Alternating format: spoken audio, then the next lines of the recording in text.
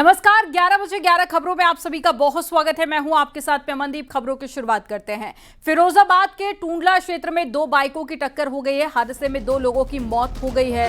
अमन शर्मा अपनी बहन से राखी बंधवाने के बाद में राजा का ताल के पास में किसी काम से गया था। वापसी के दौरान जरोली कलाकट के पास में हाईवे पर हादसा हो गया। पुलिस ने दोनों शवों को पोस्टमार्टम के लिए भिजवा दिया है।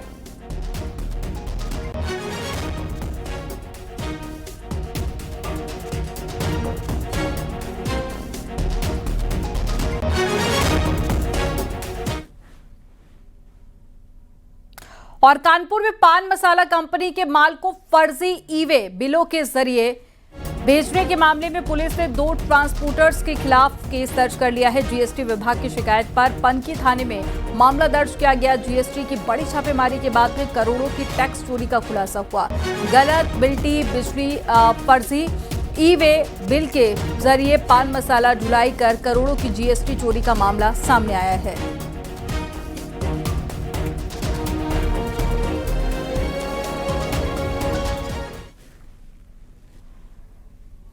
हरदोई में दुकान में घुसकर व्यापारी की पिटाई की गई है। सीसीटीवी में ये वारदात रिकॉर्ड हो गई। पुलिस चौकी से चंद कदमों की दूरी पर यह हमला हुआ।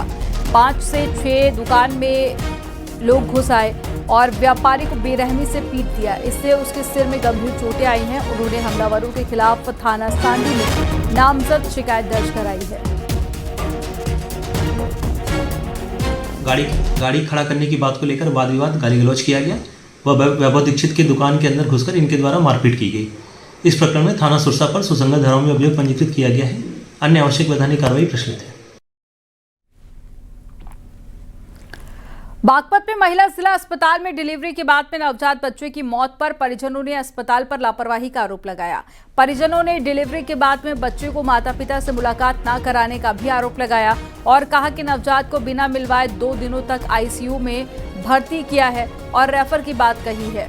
जब परिजनों ने बच्चे को देखा तो वह मृत मिला। गुस्साए परिजनों ने अस्पताल के खिलाफ कार्रवाई की मांग की है। 6 तारीख को अपनी वाइफ को लेकर आया था, प्रेग्नेंट थी, तो बच्चा होने के कगार पे थी जी। तो डॉक्टर ने भर्ती कर ली, कह रहा बच्चा होगा। मैंने ठीक है जी। उन्हें भर्ती करने के बाद सुबह 2 बजे के आसपास बच्चा पैदा हो गया, नॉर्मल। बच्चा पैदा होने के बाद डॉक्टर ले गए उसे ऊपर। ले जाने के बाद मैं गया ऊपर, मैं कह लगा जी बच्चा मुझे दिखा दो। उन्होंने मुझे साफ मना कर दी कि हमारे पास वो नहीं है मिलने की, हम मिला नहीं सकते तुम्हें। मैं कह रहा, फिर मैं नीचे आ गया। फिर मैं अगले दिन फिर गया। मैंने डॉक्टर को कहा जाकर, मैं कहा जी मुझे एक बार अपने बच्चे से मिलना है। क्या लगे इन्होंने, हम नहीं मिलवा सकते, देखना है तो यहाँ से दूर से देख ले और चले जाओ। फ़ोन आया, कह रहे आपके बच्चे को रेफ़र करना है। मैं आया तो आके देखा तो बच्चा एक्सपायर हो गया। बोले कि तो ख़त्म हो गया।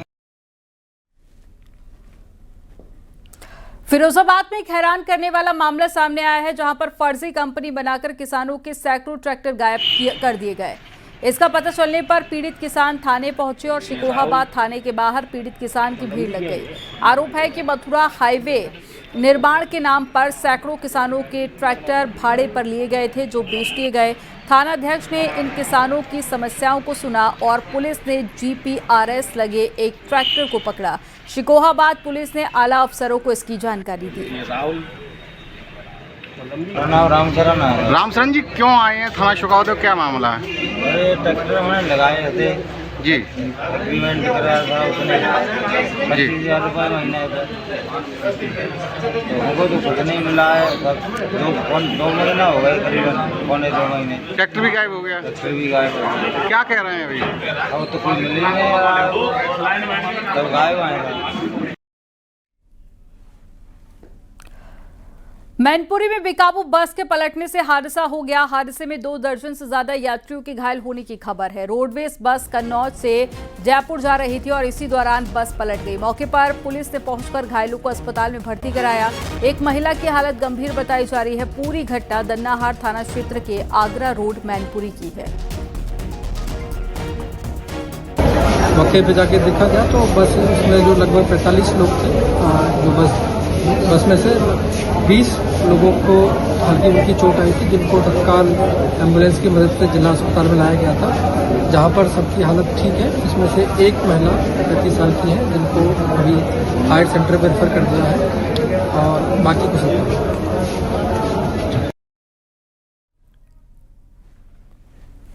यूपी में बाढ़ पीड़ितों की सरकार लगातार मदद कर रही है। यूपी में बाढ़ से 23 जिले प्रभावित हुए हैं और 3 लाख से अधिक लोग बाढ़ की चपेट में आ गए हैं। सरकार ने यूपी में 785 बाढ़ राहत शिविर स्थापित किए हैं। साथ ही 10,688 लोग शिविरों में रह रहे हैं। सरकार ने 18,842 लोगों को सुरक्षित स्थानों पर शिफ्ट कर दिया है। इसके साथ ही अब तक 9,470 खाद्यान्न पैकेट बांटे गए हैं। साथ ही अब तक 70,000 राहत किट बांटे गए हैं। 892 नाव और साथ ही मोटर बोट रेस्क्यू में तैनात किए गए हैं। इसके साथ ही यूपी में 133 स्थायी बाढ़ चौकियां हैं। जानवरों के लिए यूपी में 2017 क्विंटल चारा बांटा गया है। उत्तर प्रदेश में बाढ़ पीड़ितों को राहत देने के लिए मुख्यमंत्री योगी आदित्यनाथ की तरफ से विशेष निर्देश दिए गए हैं। जिलों में बनी हुई मॉनिटरिंग टीम लगातार लखनऊ के संपर्क में है। लखनऊ में भी एक हाई पावर मॉनिटरिंग टीम गठित की गई है जो कंट्रोल रूम पर बैठ करके उत्तर प्रदेश के तमाम उन जगहों पर जहां पर बाढ़ के पीड़ित हैं उनको राहत देने के लिए विशेष दिशा निर्देश जारी कर रही हैं। इन प्रोसेस के बीच में सबसे अहम और खास बात यह है कि मेडिकल टीमों को हर जगह पर लगाया गया है। साथ ही राहत सामग्री भी तमाम जगहों पर पहुंचे, इसकी खास ध्यान दिया जा रहा है। यही नहीं, बाढ़ पीड़ितों तक तमाम मोटर बोट और दूसरी सुविधाएं पहुंचाने के लिए भी कई सारी टीमों का गठन किया गया है। गोरखपुर में मुख्यमंत्री योगी आदित्यनाथ ने समीक्षा बैठक की है और गोरखनाथ मंदिर में मुख्यमंत्री ने पीडब्ल्यूडी, बिजली, सिंचाई और साथ ही बाढ़ को लेकर बैठक की। सीएम योगी ने संभावित बाढ़ से बचाव को लेकर तैयार रहने के निर्देश दिए। बारिश के दिनों में नगर निगम क्षेत्र में जलभराव की स्थिति न हो, इसके लिए भी निर्देश दिए गए। सीएम योगी ने अधिकारियों को कहा कि नदियों के जलस्तर की निगरानी लगातार की जाए। तटबंधों को सुरक्षित स्थल से जुड़े कार्य लगातार होने चाहिए। मुख्यमंत्री ने आगे कहा कि बाढ़ बचाव और राहत कार्यों को लेकर पर्याप्त संख्या में नावों की व्यवस्था की जाए। बाढ़ से प्रभावित क्षेत्रों में हर जरूरतमंद तक पर्याप्त मात्रा में राहत सामग्री तत्काल पहुंचनी चाहिए।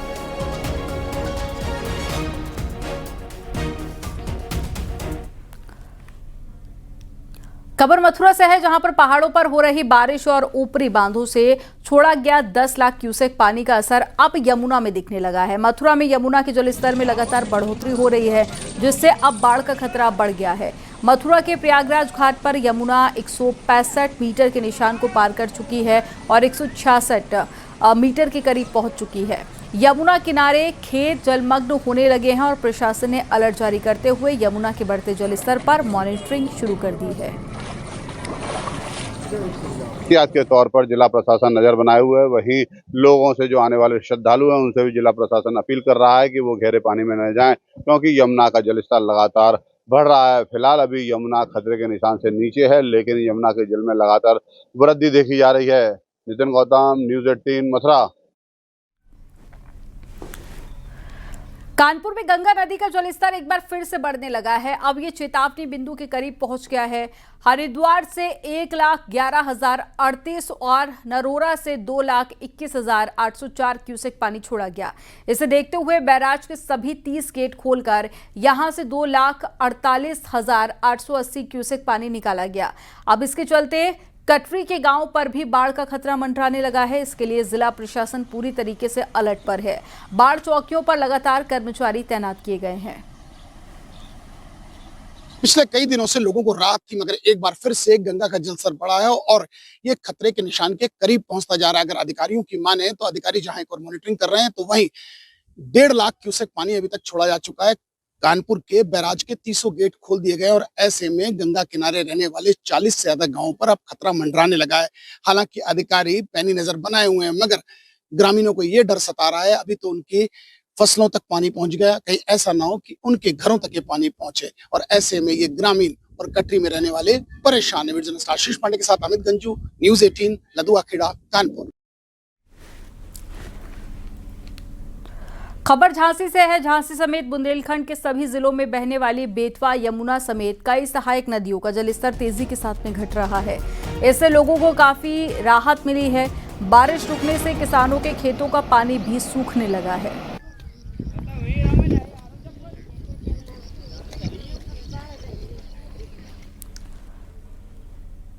बांदा में एक टीचर पर स्कूल में रील बनाने का आरोप लगा है। वीडियो कस्तूरबा गांधी विद्यालय का बताया जा रहा है। फिल्मी गानों पर बच्चों के साथ में वीडियो बनाते सोशल मीडिया पर ये काफी ज्यादा वायरल हो गया। मामले को लेकर बीएसए ने जांच के आदेश दिए हैं और टीचर से 3 दिन के अंदर जवाब मांगा है। वीडियो को लेकर टीचर की स्कूल के स्टाफ से कहासुनी भी हो गई है। मामला बांदा के जसपुरा ब्लॉक मुख्यालय के संचालित कस्तूरबा गांधी विद्यालय का बताया जा रहा है।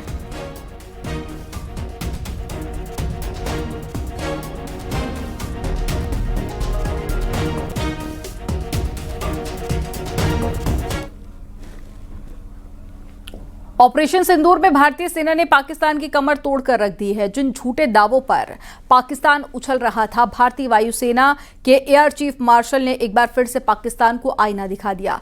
भारतीय सेना ने पाकिस्तान में 9 आतंकी ठिकानों को तबाह किया, साथ ही पाकिस्तान के 5 लड़ाकू विमान और एयरक्राफ्ट को भी राख कर दिया। आपको रिपोर्ट में दिखाते हैं।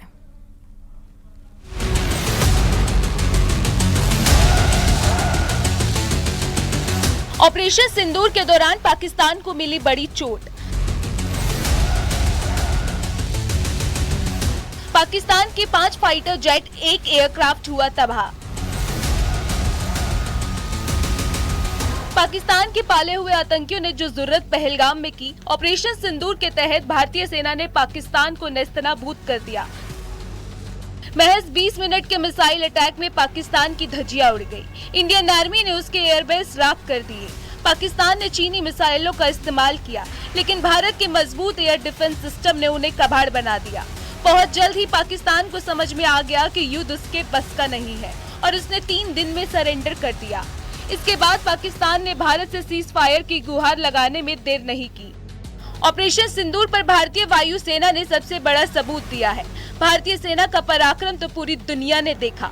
वहीं air defence marshal A P Singh ने बताया कि आतंक के खिलाफ इस लड़ाई में भारतीय वायुसेना ने पाकिस्तान के 6 विमानों को पूरी तरह तबाह कर दिया था। इनमें 5 फाइटर जेट्स और एक टोही विमान अवाक्स शामिल था। पाकिस्तानी अवाक्स को 300 किलोमीटर की दूरी से मार गिराया गया। ऑपरेशन सिंदूर में पाकिस्तान मुरीदके और बहावलपुर एयरबेस तबाह हो गए। बहावलपुर में आतंकी संगठन जैश-ए-मोहम्मद के हेडक्वार्टर की पहले और नुकसान के बाद की तस्वीरें दिखाई। 7 मई को जिन 9 ठिकानों पर हमला हुआ था, उनमें से एक लश्कर-ए-तैयबा का मुख्यालय मुरीदके भी था। By the red dots that you see on the map were the 7 targets that were very close to the border and LC, and they were to be taken on by army with their integral weapons. And those 2 blue dots, we've drawn them a little bigger.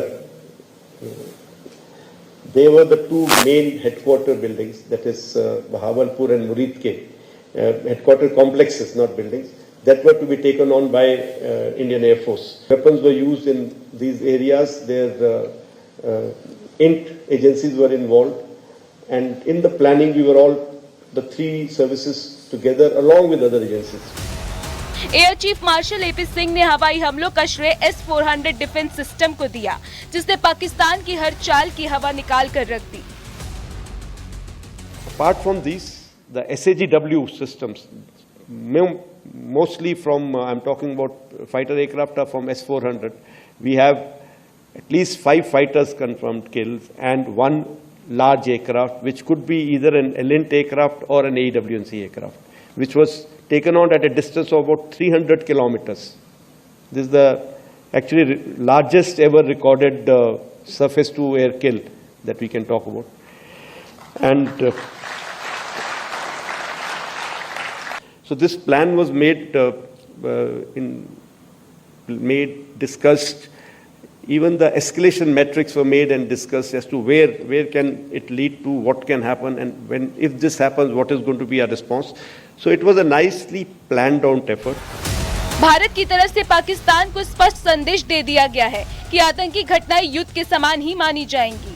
Bharat ने पाकिस्तान पर ऐसा प्रहार किया कि अब वो दोबारा ऐसी हरकत करने से पहले 100 बार सोचेगा, और जो जख्म उसे ऑपरेशन सिंदूर के दौरान मिले हैं, वो उसे हमेशा याद रखेगा। Bureau report, news 18।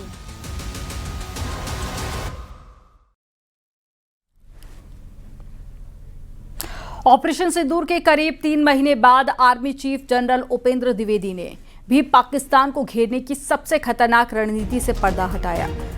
General Dwivedi ने आईआईटी मद्रास के कार्यक्रम अग्निशोध में कहा कि भारतीय सेनाओं ने पहली बार शतरंज की तरह से पाकिस्तान को ऐसा घेरा कि वो हमारी किसी चाल को समझ नहीं पाया। आर्मी चीफ जनरल द्विवेदी ने खुलासा किया कि ऑपरेशन सिंदूर के दौरान तीनों सेना प्रमुख और चीफ ऑफ डिफेंस स्टाफ इस बात पर एकमत थे, इस बार आतंकियों के लॉन्च पैड से आगे बढ़कर सीधे उनके आकाओं को निशाना बनाया जाएगा। हमने यही किया और आतंकियों को तैयार करने वाले अड्डों और उनके आकाओं यानी कि पाकिस्तानी सेना के ठिकानों पर सीधा हमला किया। जनरल द्विवेदी के मुताबिक पाकिस्तान ने सपने में भी नहीं सोचा था कि भारत इस तरह से सीधे उसके दिल पर हमला कर देगा। This is the time that our ground forces were actually playing chess. How many were going forward? How many were staying back? How many were moving somewhere else? So this kind of a chess move was there. So in this chessboard of 64, something was visible, something was not visible. And this is the first time which RM has also said, I think enough is enough. And all the three chiefs were very clear, something has to be done. And the free hand was given, of course, that you decide what is to be done. And that is the kind of a confidence with the political directions and political clarity for the first time we saw. And that's what made a difference, because we want to do a lot, but that kind of hand holding and kind of free, no terms of restrictions, if I can say that. Saharanpur के कांग्रेस सांसद इमरान मसूद ने air chief marshal के बयान की timing पर सवाल खड़े किए हैं। उन्होंने कहा कि अब जाकर ऑपरेशन सिंदूर के बारे में बोलने की क्या जरूरत है, क्योंकि इसको लेकर सदन में पहले चर्चा हो चुकी है। उन्होंने कहा कि कहीं ऐसा तो नहीं कि राहुल गांधी ने चुनाव आयोग पर जो सवाल खड़े किए हैं ये उससे ध्यान भटकाने की कोशिश है। मार्शल साहब का बयान इतनी लेट क्यों आ रहा है, समझ से बाहर है। पार्लियामेंट में जब ऑपरेशन सिंदूर पर चर्चा हुई तो हम प्राइम मिनिस्टर से सुनना चाहते थे कि प्राइम मिनिस्टर बताएं कि क्या क्या हुआ, और पार्लियामेंट में आपने कुछ बोला नहीं। आज एयर चीफ मार्शल साहब बोल रहे हैं तो इसकी टाइमिंग मुझे नहीं समझ में आया कि आज ये क्या ज़रूरत आ रही। ऑपरेशन सिंदूर पे तो सारी चर्चा हो गई थी। क्या ये चुनाव आयोग के ऊपर लगे हुए उन तमाम आरोपों को दबाने के लिए उस नैरेटिव को चेंज करना है? अगर ये है तो बहुत दुखद है, मुझे नहीं पता, लेकिन आज कोई ज़रूरत नहीं है। आज